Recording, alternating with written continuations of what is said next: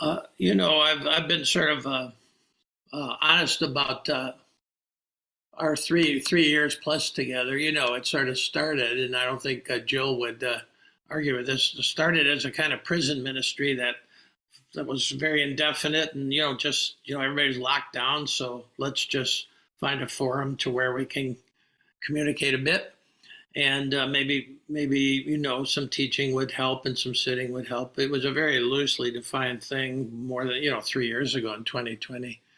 But what's what's come home to me, and what I see now when I look at these Bollywood squares here is a different view. I think now, my view of this, what we do today, that we're all called to be practitioners. We're all called to find our practice in this life. Otherwise, we're just audience. And just let that sink in, because I really, yeah, here I'm, teaching for a bit, and or other people come in, very helpful, just to give you, most of all, a view of a practice. And I'm actually giving you a practice today that you can do during the session and hopefully before next week, because we're going to do 3 weeks on trying to unpack this term interspirituality. And today is just a very personal practice that each one of you can use to start to open it up. I don't see me as a teacher and you as the students, or me as the presenter and you as the audience at all. So let that sink in. At least that's my view. That we're all called to be practitioners, and hopefully that's the beauty of interspirituality. Is there's so many different practices to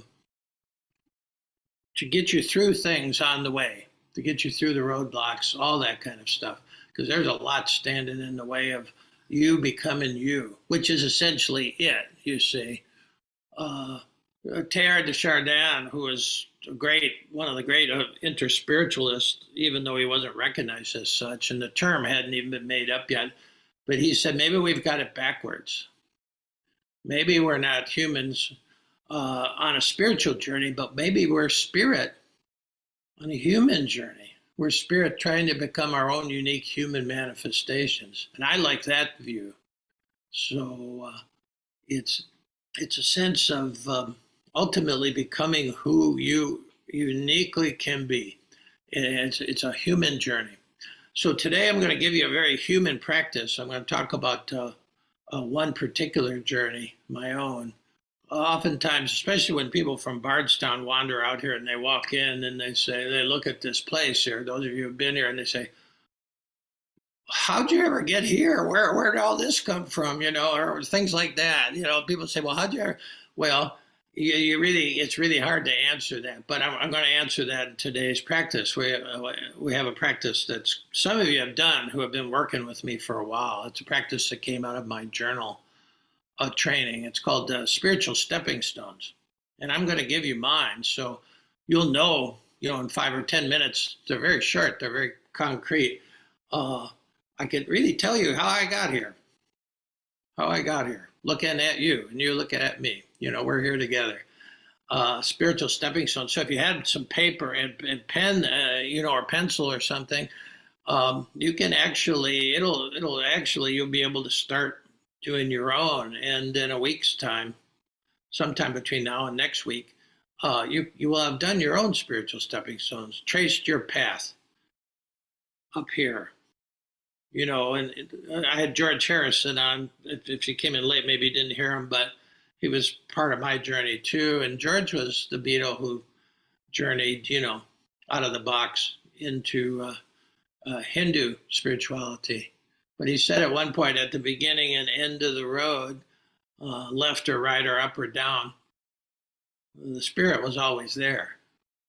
And so this is sort of the road. So spiritual stepping stones, just the function, the sense of it is in at least 8, but no more than 12 stepping stones. You sort of list these key moments in your life where the spirit sort of took you somewhere that you weren't expecting to go. The spirit's in charge. Again, if you are spirit, trying to have a human uh, experience, uh, the Spirit's in charge. And boy, when I look at mine, I can see, gee, I wasn't in charge of most of them. And it'll be interesting when you look at, I have 12. When you look at the 12, when I look at them, I see catastrophe or total screw ups or, kind of debacle kind of things actually was the way that I got moved to the next stone. Not all, but a lot of times. I've been doing this now for 40 years, and about every 3 or 4 years, I do this. And I couldn't write much in the beginning, and it was pretty dark. So I did this one day, just laying on the bed in my steno notebook. I just said, "Well, all right, time to connect with the Spirit." And so I did these 12. So here we go. Um, and then just let it sort of sink into you, and you can do your own. Then in some cases, some of those key moments in your life, but somewhere between 8, you got to have at least 8 to get a feeling of the flow, and 12 limits it so that you're just not getting you're just getting the key points. All right, first one. This is similar. It would be similar for all of you. I would put mine number 1. Born into Roman Catholic family on the south side of Chicago, 1949. That's the first one. And you all were born into a family, and the family may have had a certain kind of organized spirituality, or may have had none, may have had a real fervent one, may have had a sort of loose one. Doesn't matter, but it's where you started. I was born into a Italian Catholic family, 1949, living on top of my grandfather's restaurant. Doesn't get more Italian than that, let me tell you. You could smell the sauce at all times. But that was my start. Okay. Now, and we all had such a start. It might have been, for me, it was okay, and everything that went with it. I got educated along that way. I got dragged to mass. Um, went into Catholic grade school, that kind of thing. Many of you might have done that same trip. It was a start. It was where I started. Now, my second one was that I had a contemplative grandmother. I didn't know the term, but my grandmother, whose picture is up there above the Merton and the Dalai Lama on the altar, she was a true contemplative. And I didn't know that. I didn't know what that meant. I thought everybody had somebody like this woman living with them. She lived with us from the time I was born until she died 40 years later. She always lived with us. And 3 times a day, she went into her room. First time was before any of us got up. Second time around noon. And then in the evening, she would shut the door, light her candles, do the prayers. And I'd wander in with her, and before I was an altar boy, I was lighting the candles for her, and then sort of falling asleep as she was praying out of this prayer book, which was an Italian prayer book. Awful theology, didn't matter. 3 times a day, she shut the door on the world, and she was just with God in her own way. I have her prayer book. It's awful. Didn't matter. She found her own practice, and she stuck with it. No, I didn't. That formed me more than I can say. And the other times when she was out, she was like a saint. She was just working for everybody. I could tell you the rest of the time about her, but that's my second stepping stone. Is that I had this wonderful woman living. She was initiating me into contemplation. I didn't even know the word. Now, big gap there to 68. So I'm in college next to my roommate, and for one unbelievable reason, I went into a thing called General Program, which was where we read the great books. That was it. We read the classics for 3 years. I read all the great books in the Western world. There weren't many Asian books in there. There was Confucius. I think there was Lao Tzu, but other than that, they really weren't into the wide range of no Rumi on there, no Islam on there. But it did change me because I just spent time reading philosophy reading literature. I couldn't hate Russians, not after reading Tolstoy and Dostoevsky and Gogol and these guys. These guys were great human beings, you know. And so that was a big leap. My father pulled his hair out. He said, "What are you going to do with this? You're going to read books your whole life?" And I said, "Yeah." Well, this was the '60s, People, colleges don't even have English majors anymore. They don't have humanities anymore. It's all tech stuff. Well, I think we need this more than anything else because I got a wide range. It was sort of a beginning of inter spirituality because I was dipping into all these different streams of wisdom. That's my third one. Now, coming back from Ireland, where I did my graduate work, I just was dropped into the classroom in Houston, Catholic high school, football school, really. And it was so stressful, I just couldn't deal with it. I didn't know what I was doing. I knew what I wanted to do with these kids. I wanted to open them up, but I didn't know how to do it. And they never had anybody like me. And so just out of stress, now this would be like a negative stepping stone coming out of negativity, out of stress. I said, well, I got to do something. And the kids were all smoking or drinking, and I was smoking at the time myself, smoking weed. And so I said, well, if I'm gonna straighten these kids out. I can't be doing it. So I said, well, maybe meditation. And the only thing I knew about meditation at that time, this is 1972, was the Beatles had gone to India and there was some meditation involved. There was no meditation really around. And so that's when I went to a bookstore near Rice University in Houston and found Zen Mind, Beginner's Mind. The Maharishi's book was there, TM, but it was a lot more expensive than Zen Mind Beginner's Mind. Thank goodness, because so I got Suzuki Roshi's book, and that's was my intro to meditation. And one of the side effects of meditation is you can deal with stress, but it led to all the rest, and that came from just being so stressed out. So that was 72. And then a few years later, because I was teaching writing, I survived my first year. Nobody ever thought I would. And then so then I'm teaching kids to write. And then I started working trained with Ira Progoff, who was a depth psychologist, Jungian. And I trained and became a presenter for his particular kind of journal. It was called the Intensive Journal. But I had a really deep dive into Jungian and Freudian depth psychology then, which I had not had in college. So that was another whole thing that happened. And I didn't even want to do that. My head of my department said, hey, there's this workshop here for the intensive journal. You're writing with the kids, you ought to go. And I said, no, I looked into it. It's even too anal for me. And he said, well, we got to use the money, otherwise they won't give it to us next year. So you're going. So I didn't even want to go to the thing. I went to a Dominican sister's place in Houston and had introduced to it, and it was great. And so I sort of even resisted that one. Now that's 78. Well, a couple years later, one thing after another happens, and if you go with it, amazing things happen because things are always happening. I think the Spirit's always working to move us along. Well, I ended up taking 25 boys from Texas all the way up to Merton's Monastery at Gethsemani in 1980. It's the first time they ever had a group, and the first time they ever had a group of high school boys, 25 cowboys.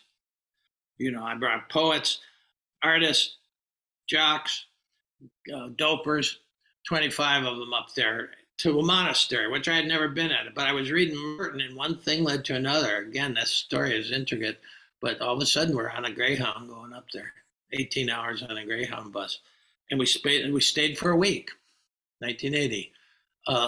Ronald Reagan, what's his name? James Brady got shot in an attempt on Reagan's life during the weekend. Well, we didn't know till later because we were totally unplugged.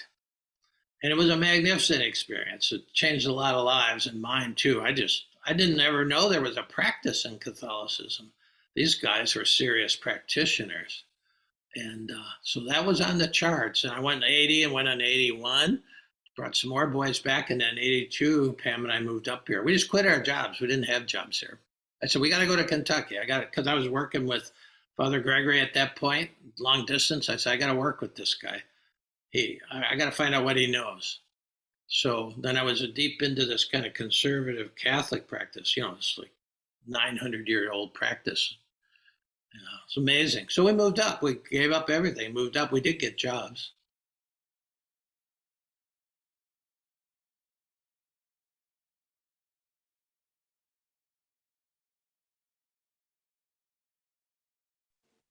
Joe, you're frozen. We built another house onto the house that I'm in now, which is now the retreat house, and took my parents in because they had dementia at the same time. Now that was talk about some huge thing because of a negative, and it was really rough. And I think it was a big mistake for the first 6 months. Nervous breakdown with my mother, but because of that, somehow, the Tibetans came into my life. Pema was the lead on that because she helped me out with my mother because I couldn't communicate with my mother, and so Pema said, "Well, so I wrote her a letter, and she wrote me back, and she just gave me a lot of sage advice." But part of the reason this is called Heart to Heart now is because she said your mother's lost her mind, but her heart's still fine. You can communicate to her heart to heart. She's writing this in a letter. And then she says, and here's how I do it. And then she just put Tonglen, and then she gave me the steps so I started doing that. Got me in the room with my mother. Changed my life. I realized there was something deeper than the mind because I'm sort of a mind cat. I was a reader and thinker and philosophy and that's all great stuff. But it couldn't make a dent in what I was dealing with my mother, just lying in the bed, twitching with Parkinson's, looking at the ceiling fan, 24 hours a day. And but the heart work did. And so Pema was the way I got into the Tibetan lineage. And then Sogyal Rinpoche came in, and Dalai Lama, and just, Dalai Lama's coming to Gethsemane, and one thing leads to another if you let it. Yeah, write that down sometime. I think that's one of the great truths. One thing leads to another if you let it. The point is, a lot of times we don't let it. We just like to stay where we are. We don't, and it could tragedy. This was a tragedy. This 7-year period with my parents was filled with a lot of laughs. My father, gave us those, but the two people died in the house next door. Yeah. Now, what came out of it was a lot. The Tibetan, bringing the whole Tibetan. I had Buddhism, but Tibetans are different than the Zen guys, as if you looked into it. They have something else. They have heart.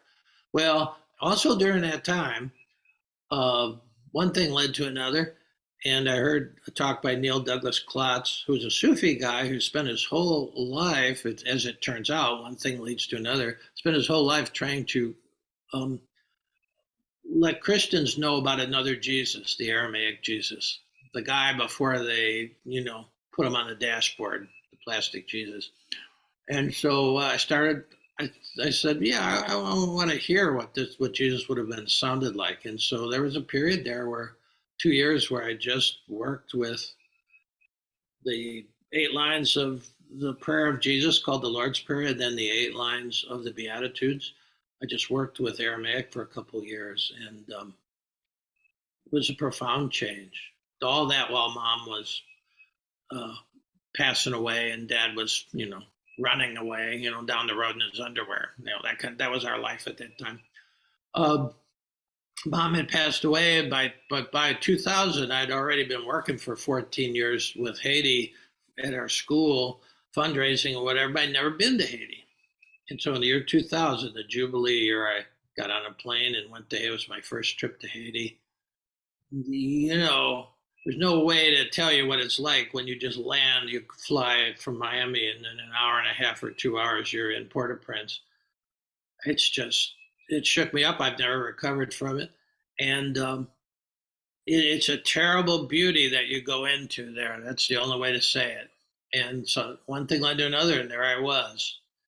And 23 years later, still working for, cannot stop working for these people because they are beautiful and they are in terrible shape. But that changed me in a way that I can't tell you. And again, so something awful. I remember the first I was there the first time there. We had a Dutch, Father Raymond was there, Dutch pastor. And I said, well, what time's 6 o'clock mass? I want to go. I hadn't been to mass in years. And he said, but I said, well, I'll try out the Haitian mass. He said, well, um, I said, what time's mass? He said, 6 o'clock, more or less. And I said, and he was real precise. Belgians are real precise. I said, what do you mean, more or less? He said, well, when 10 or 12 old women get there, we call that 6 o'clock because they didn't have clocks. And so I said, oh, well, all right. And he said, we'll ring a bell actually at, 10 minutes till you'll hear the church bell, but we don't start until we get 10 or 12 old women there. So I went to that mass, and that was something else too. Because when they were doing the Our Father, the way we do in the Catholic Mass, Papa Knew it's called, there was probably 10 or 12 old women and me and Raymond, but there was such a feeling there of they were actually asking for their daily bread, and they were. There was a spirituality there I never encountered, and I liked Mass, growing up, Catholic Mass. I was altar boy and all that. I've always had a feeling for it, but sort of lost it. But boy, I got back to a different church and a different Mass there. Never forgot that. Going to a big Mass there where the whole congregation is you can't deny the spirit. Anyway, so Haiti, 2000. And then when my father died, we had the two houses. Again, sort of tragic event. And so then we moved next door, and it's my 30th year of teaching, and I just had the feeling at the time was right. And I said, look, I think that's it. And next year we're going to make the other house into a retreat house. And I didn't really know how much how that would be. And that was just 20 years ago, 2002. And so this place came out of the whole thing. And then here we are now. Now in the interval, that was Stepping Stone 10. In the interval teaching, then people started coming, and it sort of built up and whatever. Many people have made retreat here. I did built up a retreat format, but during that time, I was affected a lot by Cynthia Bourgeault, who's a kind of radical Episcopal feminist priest who really she understood the Aramaic Jesus. And then Thomas Keating. I made a long retreat with Thomas Keating, 10 days.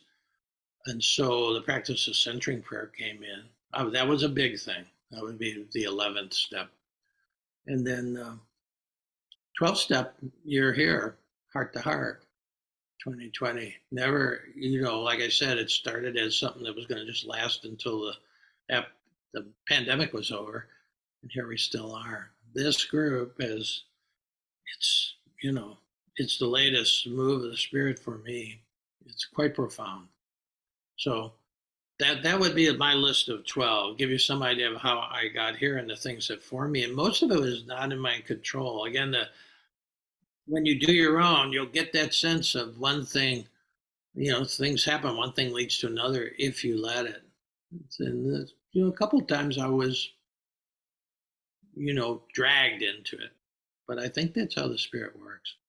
And then that gives you a sense that something's moving you, something bigger than your own trying to measure up, your own trying to make your way in this world. There's something that maybe we read our spirit at the very center. That's one of the key things in interspirituality, depending on, doesn't make any difference, one of those core things that we're led by that spirit, something bigger than our ego. You 12-step guys know that. That's the basic things of the 12 steps. These are 12 steps.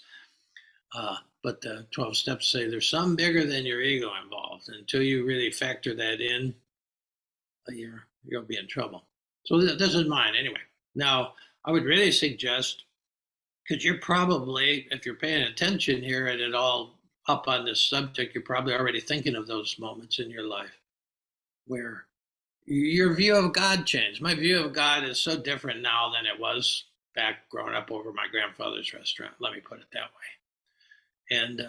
And that's what happens in the course of your view of the spirit of the overall, whatever you want to call it, this great mystery we're living in. it should be changing and it should be refining. And if you have a good practice, and we're primarily, this is a practice community. The practice here is listening to the teaching, taking it in. And now we'll go to uh, a place where there's no words, and you can just sort of contemplate it. You can digest it. You can listen to what resonates with you.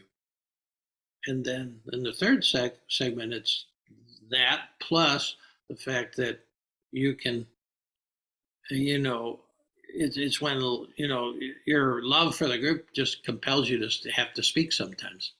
That's the best. That's the best kind of thing. People come and they just say, yeah, this is what this means to me. That's nobody ever gets that when they listen to. I have somebody who's listening to there's a 161 of these kind of talks over the years, and that was one woman said, "I'm listening through them all," and I said, "Well, the thing you're not getting is how everybody resonates with it. That's often the richest thing." She says, "Well, they're pretty rich," and I said, "Well, that's good. Yeah, I'm glad they're there. Glad they're there." Well, all right. Um, now during the period of meditation or contemplation, um, if things occur to you, this will be one where I'd just say, normally it's just being there, but this is front loading this. So if you have a piece of paper and pen and something comes up, like if one of these might not be, I arrange those in terms of chronologically, so you get the idea of a life flowing, but they'll come to you in all kinds of non-chronological things. You just jot a few words. That's fine. It'll be your process of starting this. In 8, do at least 8, and at most 12 to bring you up to the present. Everybody started with being born into something, not of our choosing, you see. Yeah. Okay. All right. Well, I think that's good enough for the talk.